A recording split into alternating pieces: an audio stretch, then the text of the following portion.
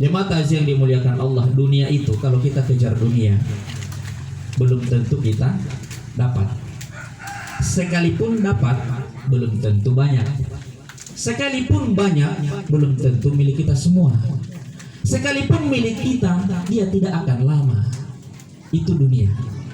Tetapi kalau ibadah, kalau mengejarnya, mengejar akhirat, pasti dapat. Sudah dapat pasti banyak, sudah banyak pasti kekal. Itu perbandingannya antara dunia dan akhirat. Kemudian dunia itu jemaah takziah yang dimuliakan Allah, kalau kita lihat dunia itu mahal sebenarnya. Akhirat itu murah. Coba kita hitung-hitung. Tentang perkara dunia, semuanya hampir dengan mengeluarkan uang materi. Dan tidak sedikit jemaah takziah yang dimuliakan Allah. Tetapi kalau akhirat, kira-kira lu tapi bayar ilmu tadi. Tidak ada sholat harus bayar jemaah takziah. Cuman sekarang pemula Pitaluhur di kompleks pertokoan mau cari toilet 2.000 satu kali buang air kecil. Bayangkan pemula Pitaluhur bayar ya. Itulah dunia. Sebenarnya dunia itu mahal, tapi akhirat itu murah. Itulah tentang dunia, hadirin jemaah takziah yang sama dimuliakan Allah Subhanahu wa taala. Ibadahnya juga peniatannya untuk dunia. Contohnya seperti apa? Cuman karena ingin usahanya lancar, dia bangun tahajud dan berdoa. Bayangkan jemaah takziah, tinggal nanti ada kemauan, ada yang dia mau, kemudian dia melaksanakan ibadah. Ini tidak bisa kita laksanakan jemaah takziah dimuliakan Allah. Tetapi teruslah ibadah kepada Allah. Jadikan semuanya ibadah kepada Allah, maka Allah akan menjamin urusan kita dunia dan pasti dilancarkan. Pembaca Mailatiyah salah satu firman Allah jemaah takziah yang dimuliakan Allah di dalam surah Hud ayat 15 dan 16. Mari kita simak bersama. Man kana yuridul hayatad dunya wa zinataha. Barang siapa yang menjadikan orientasi hidupnya itu adalah dunia dan perhiasannya, jadi amalan dunia diniatkan untuk dunia, amalan akhirat tetap diniatkan untuk dunia, maka kata Allah Subhanahu wa taala di dalam surah ini, nuwaffi ilaihim a'malahum fiha. Allah pastikan Allah akan beri, hadirin yang dirahmati Allah, akan diberikan sesuai apa yang kita niatkan dan sesuai bagaimana usaha kita. Sebagaimana kata hikmah, biqadri ma ta'tani tanalu. Boleh pokoknya lo ustaz-ustaz takziah, penceramah di acara-acara dakwah tidak akan masuk ke hikmah. Dia mau masuk hidayah. Kenapa? Karena di dalam ayat lain dikatakan oleh Allah Subhanahu wa taala, hijaratin au asyaddu qaswa. Hati mereka itu seperti batu, bahkan lebih keras kuat daripada batu itu. Kalau sudah sampai di tahap ini, maka khatamallahu ala qulubihim wa ala sam'ihim wa ala absarihim ghishawatu wa lahum adzabun alim. Heutalo ya hati kita, mata kita, pendengaran kita, maka orang yang tertutup semua pintu hatinya, pintu matanya, pintu pendengarannya, dengan sengaja dia tutup untuk mendapatkan petunjuk dari orang, lahum adzabun alim. Mereka siap-siaplah untuk mendapat azab yang sangat pedih. Kemudian jemaah takziah yang dimuliakan Allah, tanda orang budak dunia yang kedua adalah ketika dia jadikan dunia itu sebagai sesuatu yang dia sembah. Dia berjuang untuk itu mati-matian, dan kemudian melalaikannya dari mengingat Allah.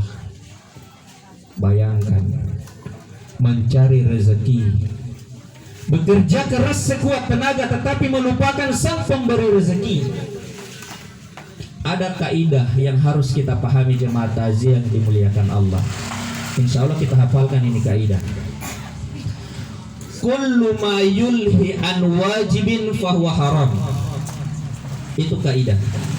Segala sesuatu yang melalaikan kita dari berbuat kewajiban kepada Allah atau dari hal-hal yang Allah wajibkan, fahuwa haram.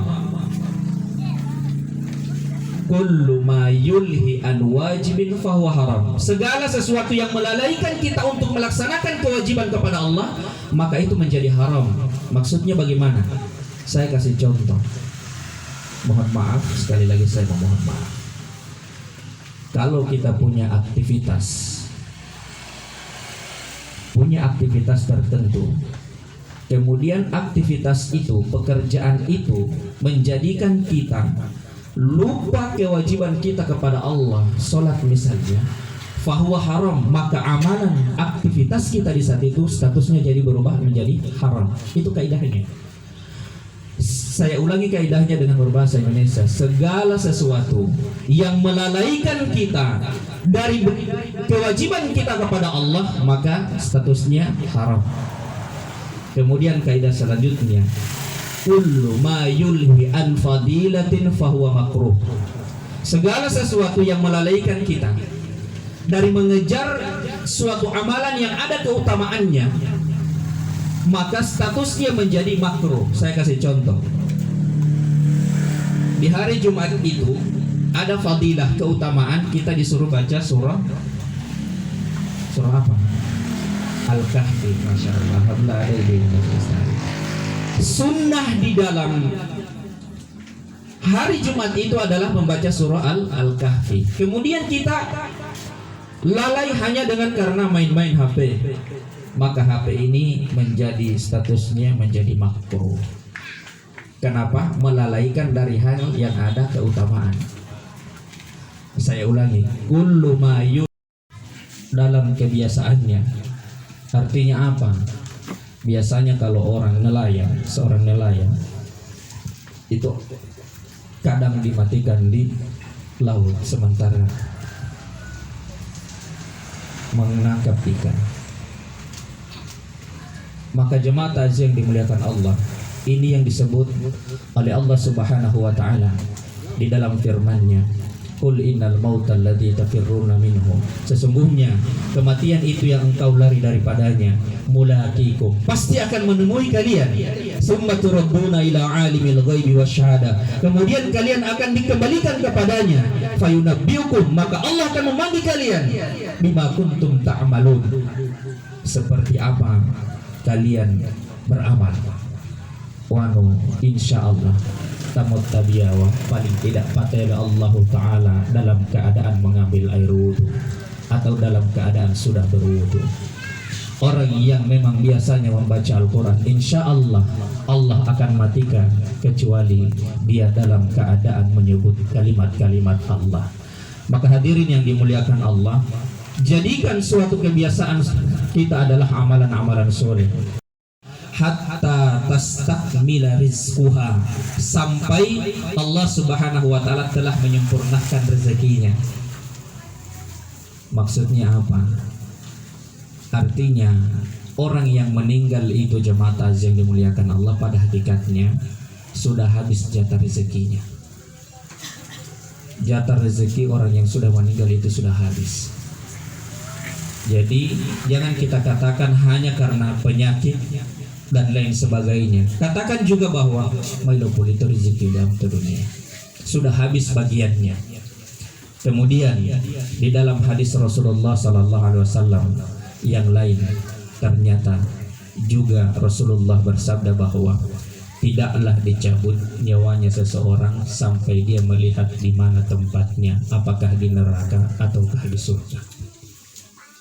Dia mau pahutu pak nyawa sebelum otawando di mana posisi kita ketika kita meninggal. Maka jemaah takziah yang dimuliakan Allah, saya tutup dengan suatu peristiwa kisah